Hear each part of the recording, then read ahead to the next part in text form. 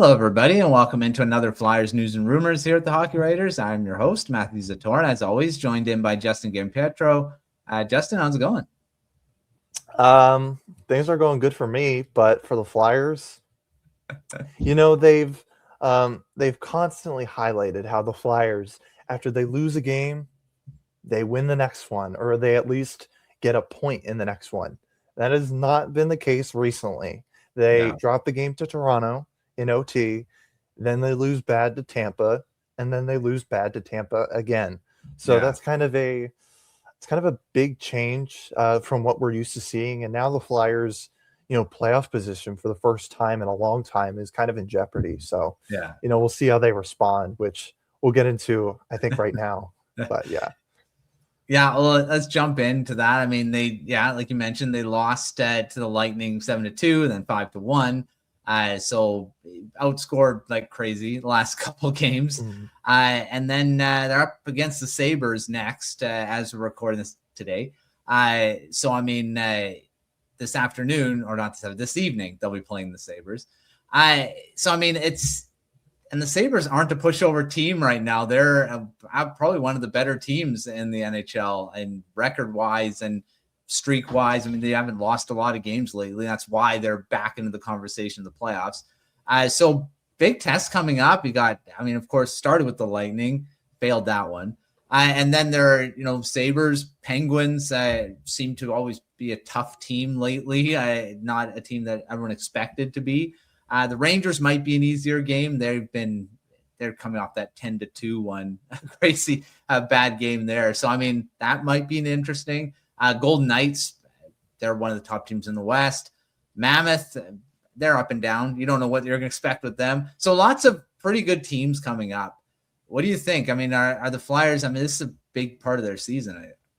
I don't know if it's all the season's been pretty big, but it seems like it's a big stretch. Yeah, definitely. I mean, this is kind of where you prove who you really are. Of course, the season doesn't end until April, and there'll be some big games from now until then. I wouldn't expect things to fall apart. If you lose some games here, you can always make it up. But this is kind of the time where you prove who you really are. Do I expect them to beat Buffalo, who has won 13 of their last 15? Yeah. If I'm going to be honest, probably not. But still, the point kind of remains. This is where you rebound, right? If you were a legitimate playoff team, you come back from those punches. You took some pretty bad ones against Tampa. The Toronto one kind of stunk just because, you feel you could win that type of game. You don't, it was a close game. And then Buffalo, that's another, that's a tough team right now. You couldn't play them maybe at a worse time in the year than right now. But, like I said, this is, I wouldn't say crunch time, but this is where the season gets real. You're in the second half now, and they're only, January, February, well, not really February because the Olympics. You have January, March, and April, really, of the season left. This is where playoff teams, perform. So we'll see what the Flyers can do. And this is kind of how it has always started for them, I feel. These big losing streaks, it has defined the last 5 years. Every single season, they have had this huge losing streak that has either derailed their season or made a okay season turn really bad. This could be it. If they don't rebound, this could be it. They've already lost 3 in a row, 2 of which in regulation. You gotta turn it around. So we'll see if they can do that. If they can do that against Buffalo, that'd be huge because again, they're playing really good hockey right now. And I'm no Sabres fan, but it would be nice to see them make the playoffs. But yeah, it's a tough test, so we'll see. And I didn't mention the worst team to play against is the Avalanche. They're right after the Mammoth. They're steamrolling almost every team that they come across, although the Maple Leafs somehow beat them in overtime. Nothing against the Maple Leafs, but it seems like every team they seem to be taken advantage of. And what do they still only have like 3 or 4 regulation losses? It's insane. So yeah, they're a tough test. Doesn't matter when you play them. But yeah, there's a lot of I mean, even the Rangers, you don't know. They're, again, a different team. Depends on what you're going to get. You may get the bad team. You may get the team that, I mean, the Rangers have played some good hockey this season. So, yeah, it's going to be a tough test. We'll see how they come out of it. It might be one that defines the season. We'll see. All right. Of course, I mean, we've talked about it, I don't know how many times. It seems like almost every video. We have avoided it a few times, but we can't in this one. Matvei Michkov, the drama continues, the relationship with him and Talkit, with the fan base, on and on, but it's come to a head again. What's the latest in the Michkov drama here? You know, I hate that I was right, but I was very right. Right before they lost against Tampa, I want to say like second period of their last, the 5-1 loss, I was thinking, you know, they're about to lose 3 in a row.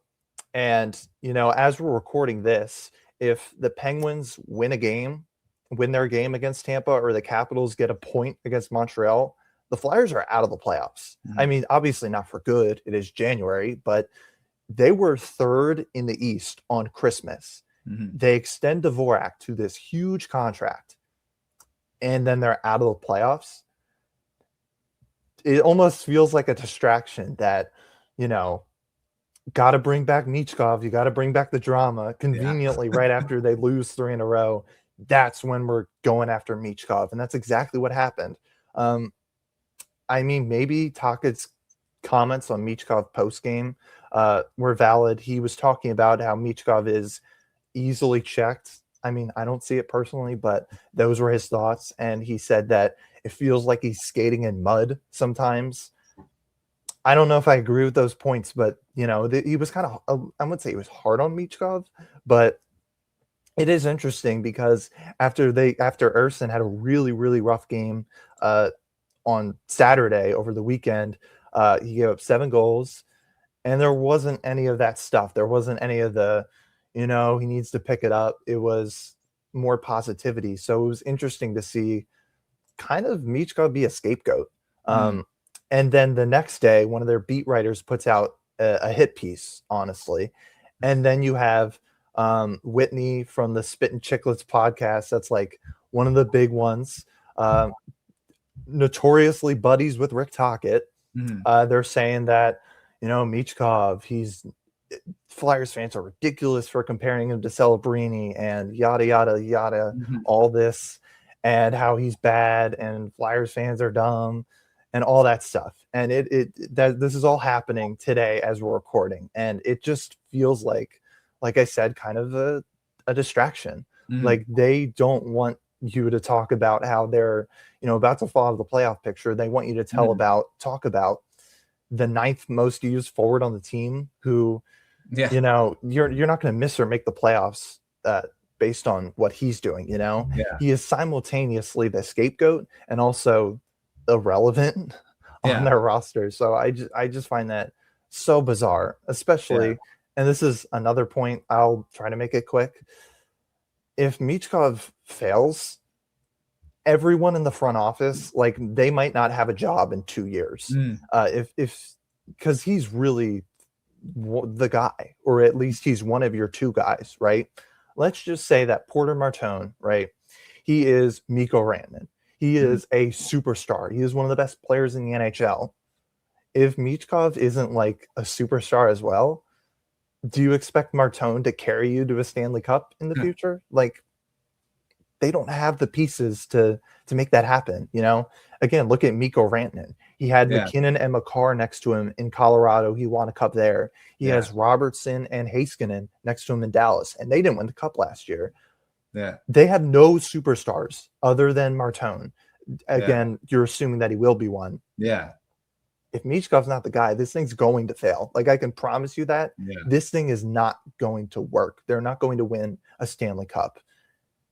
I just don't understand why it has to be this way. Why are we starting this drama over and over and over again? You're familiar with it with Pettersson last year. I don't understand. I don't get it. And why drama always follows around Rick Tocchet. It is always Rick Tocchet. But yeah. It is an interesting thing because everyone thought it was Elias Pettersson and JT Miller. I mean, of course, that was the two that were clashing, but was Tocchet part of it? I mean, that probably never know, but it maybe later, like 10 years down the road or something, when they're retired and they're talking. I mean, that seems to be when these things come out. They start talking about things that they're, oh yeah, I remember that. But yeah, it is an interesting thing that it's kind of followed to another organization. But Michkov is he's such a talented player, and we saw it last season, that we thought he was going to be a breakout guy this season. And I mean, outside factors, of course. I mean, it's not all the coaching staff, and it's not all that. He did come to camp not conditioned and stuff like that. So there is some things on him. But I think, there's that drama is it's unneeded. And like you said, a distraction for sure. All right. Well, you talked about Porter Martone prospects. And I mean, you recently released your updated prospect ranking after the World Juniors. Lots of risers, fallers. I don't know. Martone really moved from his spot, but I kind of give us an overview of what you saw with the prospects in this recent one here. Well, yeah, a lot of guys remained in the same spot. I did one in December, and I did one preseason. So Martone has been number one. He will stay number one. That's probably never going to change unless they trade him. He's going to be number one until he is graduated and in the NHL. Luchenko, he's number three. He didn't move. Some people might think so because he didn't have the greatest tournament. And well, he had a pretty bad tournament if you look at the stats. Yeah. But I don't really put too much stock into it for him. Again, he wasn't playing many minutes, and we know what he's capable of. But on the other side of it, I look at a guy like Jack Berglund, who I had unranked in December, and he goes up to number 9. I do top 10. So he was 9th in the last one I did. And that may seem a little hypocritical. Like, how can you not move Luchenko down, but you can move Berglund up? But Berglund's playing in such a tough league, the SHL.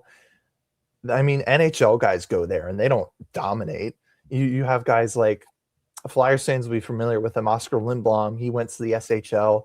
He was good, of course, but it's not like he put up Gretzky numbers. Like, this is a really legit league. And Berglund's getting depth minutes there. It's just not a place where he can truly excel, I don't think. Because again, he is 19 years old going up against guys in their physical primes. It's comparable to putting Barkey in the NHL, for example, and being upset that he's not in his prime or at his peak. Yeah. No, he's still growing, even though he's very good. He's still such a young player. In 5 years, maybe we can start to say, I expect him to be here and doing these things, right? So I can't judge Berglund too much for what he's doing in the SHL. The real test here is the World Junior Championship. And, he was awesome. He put up 10 points. He led his team to gold. He scored he had to score in the shootout. I think they were down 1-0 in the shootout, and he was the 5th shooter. And he scored with, backs against the wall, need it. And it was the semifinal, and he, came through. So not only did he, because they could have been 4th place if they lose that game, right? But no, he comes through and he clutches. I wouldn't say clutches gold for his team, but of course he was a huge contributor there. Again, if he doesn't score there, they don't go. And overall, non-shootout, he was fantastic. He was creating. He's very physical. That's something that's shown in the Swedish Hockey League, even though it's a tougher league. He loves to hit, and he hits hard. So once he comes to the NHL or AHL, I shouldn't assume that he'll make the NHL, but once he comes over to, the AHL, assuming that's the case, maybe he does, maybe he doesn't. But, once Flyers fans get familiar with the player, I think they'll notice that You know, he's very physical. You know, he plays both ends of the ice, and you know, the skating I think has improved. That was one of the big knocks on his in his draft year. I think that's improved. So the Flyers may have themselves a nice top 9 center here. Another guy, Heikki Ruohonen, he played in the World Juniors. He had a great tournament as well. He was a 4th round pick in 2024. Berglund was 2nd round pick in 2024. So kind of there's a connection there, and he's also a center. So, you know, those were 2 guys that the Flyers staff was high on, and Ruohonen was great in the tournament as well for Finland. He was on the losing end of that shootout. I don't believe he shot, so he couldn't really prove himself there, but he put up 9 points in 7 games. He was very, very good. I thought he drove play really well, and you know, that was exciting. I guess the transition from Finland, he was playing in Finland, and then he goes to the US to play you know, in college, USHL 2, I believe. He's not putting up crazy numbers there, but I kind of give him the benefit of the doubt. That's a harder transition maybe with his peers, with, you know, the international teammates and against international competition. He was phenomenal. So I don't know how much I should judge that, but he did look really good. And I maybe it's optimism, too much optimism, but I kind of judge him as that player, the player that we saw in World Juniors. He was very good, and I'm optimistic now for what he can become. So that was another big riser.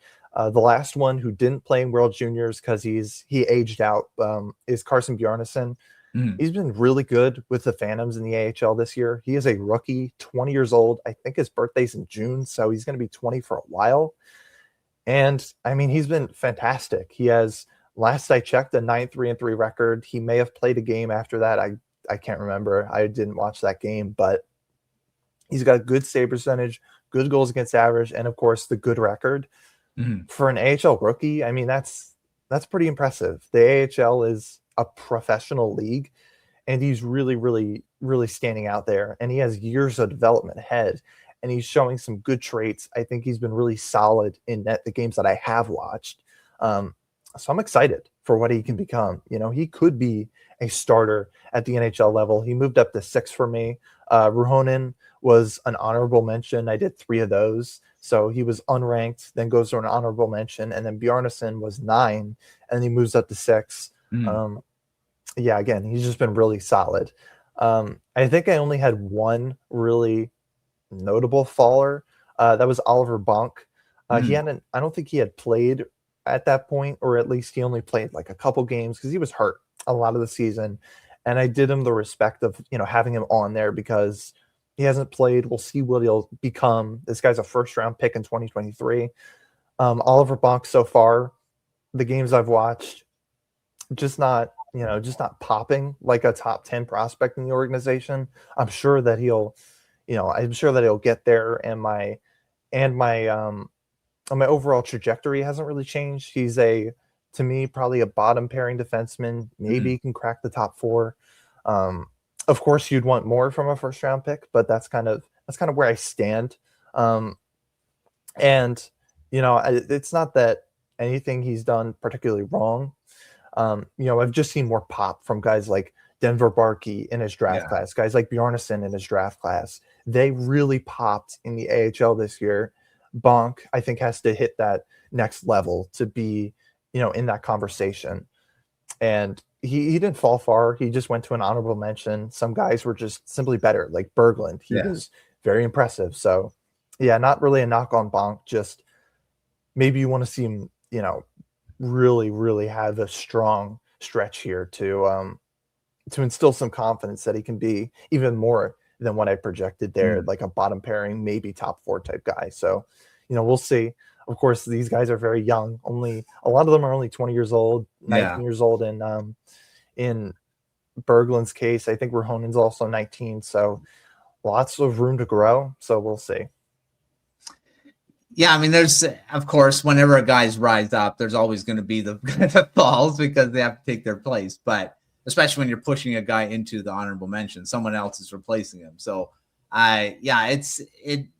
of I mean, still lots of potential with him. I mean, even if he does become just a bottom pair defenseman, he's in the NHL. I mean, that's what ultimately, when you have a prospect, you want them to be playing in the NHL, and that's what happens. Then, well, I mean, I think that's a successful draft pick because there are ones that just don't make it at all, or they just make it to be an AHL journeyman, which I mean is not horrible either. But you still want to ultimately, when you draft a guy, you want him to be playing on your team at some point.